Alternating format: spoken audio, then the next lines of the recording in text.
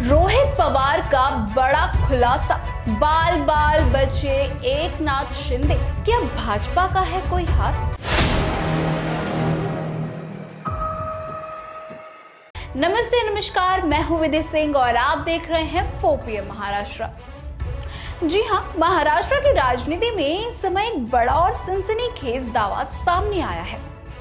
रोहित पवार ने एक press conference में आरोप लगाया है कि जनवरी 2023 में दावोस यात्रा के दौरान तत्कालीन मुख्यमंत्री एकनाथ शिंदे के विमान को ईरान और इराक की ओर से मार गिराने की चेतावनी दी गई थी।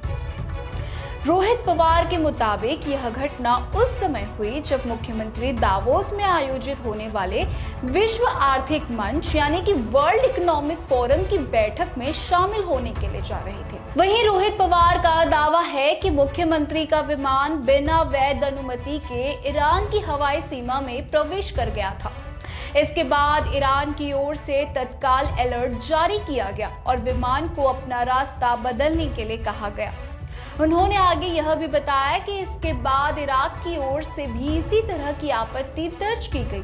स्थिति को देखते हुए विमान को बहरीन में ही उतारना पड़ा, जहां आवश्यक औपचारिकताएं पूरी की गई और उसके बाद ही विमान को आगे ले जाने की अनुमति मिली।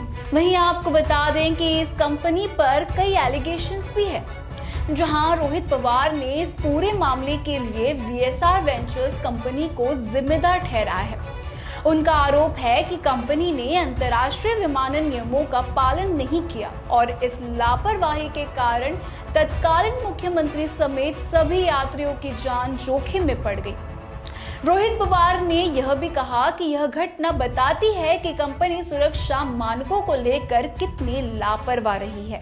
वहीं प्रेस कॉन्फ्रेंस के दौरान रोहित पवार ने अपने चाचा और महाराष्ट्र के उप मुख्यमंत्री रहे अजित पवार की विमान दुर्घटना में हुई मौत का मुद्दा भी उठाया।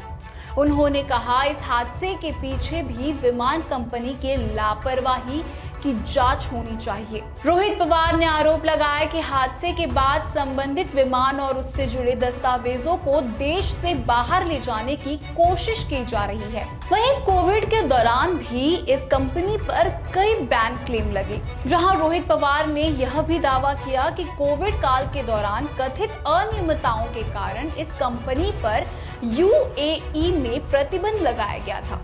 उन्होंने कहा कि ऐसी कंपनी पर भरोसा करना यात्रियों की सुरक्षा के साथ खिलवाड़ करने जैसा है। वहीं अगर इसे पॉलिटिकल इम्पैक्ट के जरिए देखें तो इस पूरे मामले के सामने आने के बाद महाराष्ट्र की राजनीति में एक बार फिर हलचल तेज हो गई है। अब यह देखना होगा कि इन गंभीर आरोपों पर सरकार और संबंधित विमान कंपनी की ओर से क्या प्रतिक्रिया सामने आती है और क्या इस मामले में किसी तरह की जांच शुरू की जाएगी।